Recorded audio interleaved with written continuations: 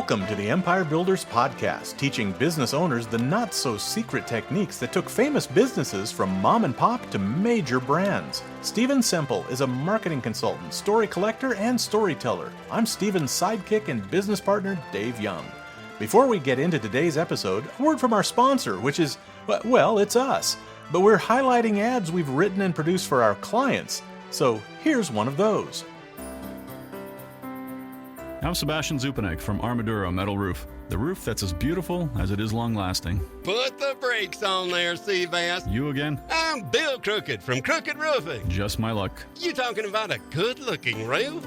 You nutty? I'm not. You joking around? I don't joke. You funning with me? I'm not fun. Roofs are dirty, oily, grimy. It's why they gotta pay us so much to go up there and put that awful stuff on top of your house. Your Armadura Metal Roof will make your house even more beautiful. Not making any sense, Seabass. Don't call me Seabass. Gotta remind people how stinky and sticky roofs are. Maybe what you install, but not Armadura. You're just not a team player, Seabass. What, your team? Team Crooked? Bill Crooked, that's my name. Pleased to meet you. That makes one of us.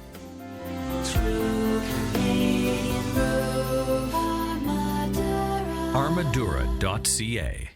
Stephen, we're going to do a bit of a departure today. Tell me more. Instead of talking about some history of empires, we're going to talk a little bit more about strategy and some mistakes that are easy to make, because I think we're going to look back at this time. We're going to look back at retailers, and we're going to see that this was a turning point, and a lot of retailers really made a wrong call. So we may be witnessing the decline and fall of the retail empire. I think we are. Okay. I think we are in a lot of cases, because here's what I've been seeing. I've been talking to a lot of retailers, and I've also been witnessing this. And you'll see this when you go to a retailing store today. There's 4 things that they're doing. One is they're cutting their hours. Look at the hours that malls have. They've cut evenings. They're not open as much as in the weekends. You go to your local store, they've cut hours. They've also cut staff. And we know that, look, we can look that up in employment stats. Retailing is down in employment. They've cut staff. If you go to a store today, they've cut inventory. They're not carrying as much inventory. And what we also know from talking to our media buyers, because they're in contact constantly with the media companies, is they've cut advertising. So they've cut hours, cut staff, cut inventory, cut advertising. And I've been talking to them about how this is a bad idea. And they're going, no, Steve, you don't understand. It's hardly impacted my sales. It's fine. But here's my thing. Let's stop and think about this. What they've done is cut hours, cut staff, cut inventory, right? So what they've done is they've made themselves less convenient, less helpful, less selection, and by cutting advertising, less known. Oh yeah, there's a recipe for success. Meanwhile, let's look at online. Completely convenient, unlimited selection. What we're seeing is online retailers are continually working on their website presence to make the shopping experience better. And in terms of well-known, 80% of US households have an Amazon Prime account that they pay for every month. That doesn't get you one product. Doesn't get you one product. Gets you the right to buy one without shipping costs. This is like standing in front of a firing squad and say, can you please hand me a cigarette? What they're saying is they're going, yeah, but Steve, you don't understand. It hasn't impacted my sales because the people who come in have bought. Here's my question. Are they coming back? Well, it's almost like they're saying it's not affecting my sales because I'm already dead. I just haven't realized it yet. Right. But since when is a strategy of I'm going to be less helpful, less convenient, less known? Since when of all the companies that we looked at, has there been a single one where that is a strategy that has worked? All of them have done something to make themselves more convenient, better time, but better known, all of it. So you know what, retailers, wake up, smell the coffee, don't get in front of that firing squad, do something different. This is not a winning success strategy. And they're probably not even making moves to take their own business online, to innovate and deliver things and do the kind of pivots that restaurants have had to do to stay alive. No, they simply have not. And here's the other interesting thing. All of this is going to be blamed on COVID. Stay tuned. We're going to wrap up this story and tell you how to apply this lesson to your business right after this. Brought to you by the Least Full of Shit Marketers Association of America. Yes, that's a low bar, but we clear it mightily. We're also the largest pay-per-performance branding group in North America, and that part's for reals. If you're looking for advertising advice geared towards local owner-operated companies, this is your podcast. And now you can pick the brains of these advertising geniuses over lunch without having to pay for lunch or even leave your office. We're talking 90 minutes of straight answers to all your burning questions about lead generation, customer acquisition, mass media branding, how to get off the paper crack treadmill, anything you want, and the only coin required is candor.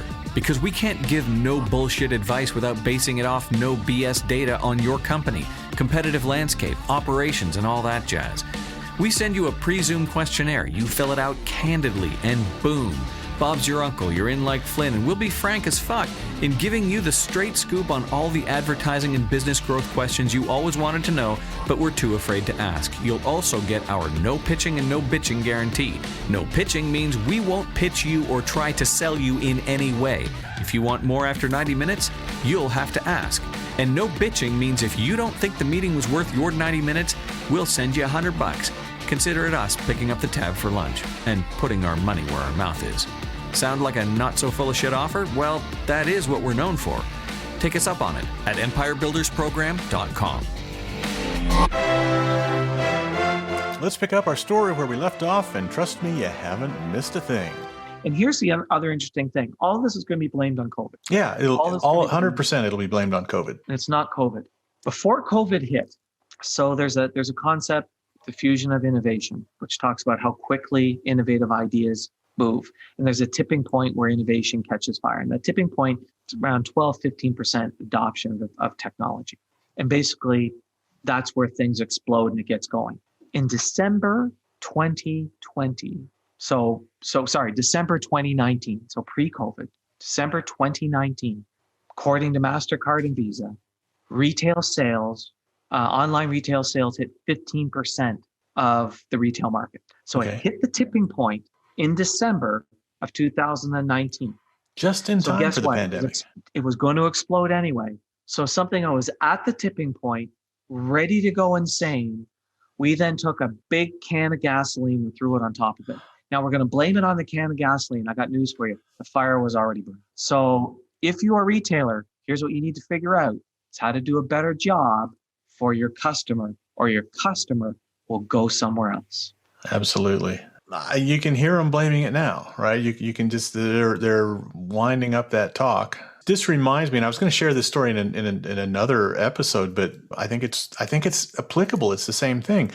20 years ago, in the little town that I lived in, this town was 100 miles from the nearest mall. Right, 100 miles. You couldn't get a Starbucks in this town of 6,000 people, but it had a main street. It had shoe stores and clothing stores and a hardware store and all the little stores that you see on a main street. And I was in the radio business there. They wouldn't keep their doors open past 5. Right, they wouldn't do it. You could literally get off work at 5, get in your car, load up the kids, drive 100 miles to the mall, and still be able to shop for an hour or two and enjoy a nice meal and then come home. And in fact, you'd see some of these store owners in the mall.